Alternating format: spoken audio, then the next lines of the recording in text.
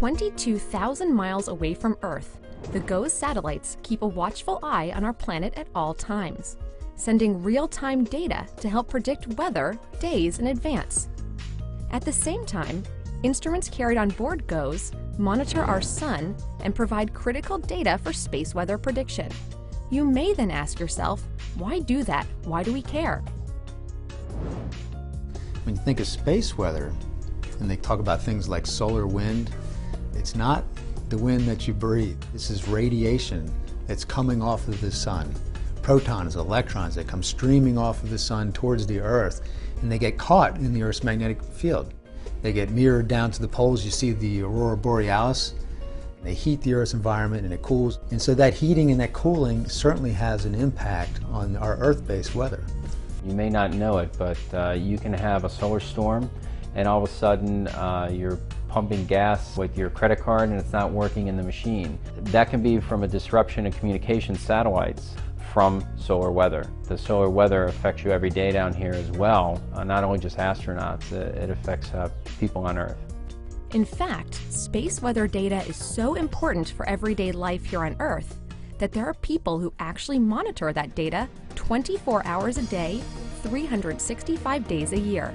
Hello, I'm Howard Singer, Chief Scientist at NOAA's Space Weather Prediction Center here in Boulder, Colorado. We study the space environment and provide information about what's going on in space and on the Earth that's influenced by our sun.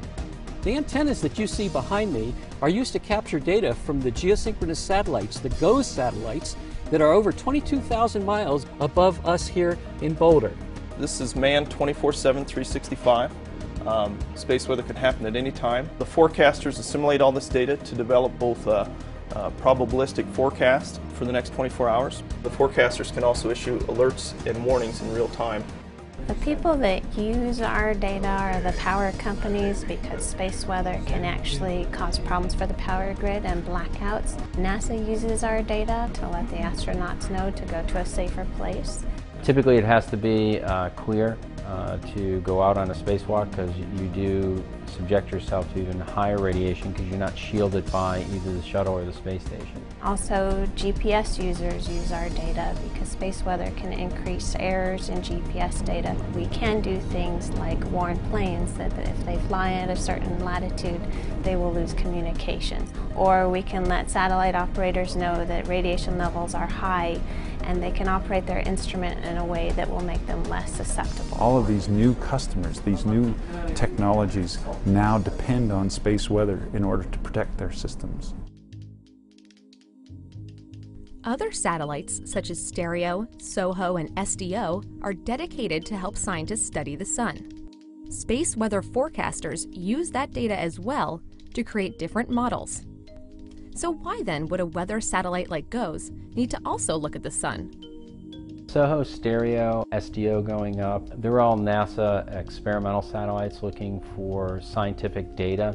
GOES is actually operated by NOAA.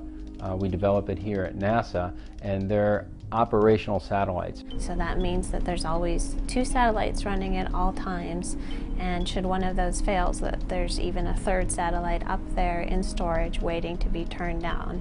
So we will never miss some space weather event that's going on. 0 and liftoff of the Delta IV rocket. On March 4th, 2010, NASA launched the last satellite in the GOES NOP series. GOES P, now GOES 15, will ensure continuity of service and delivery of real-time data to help predict space and Earth-based weather more accurately.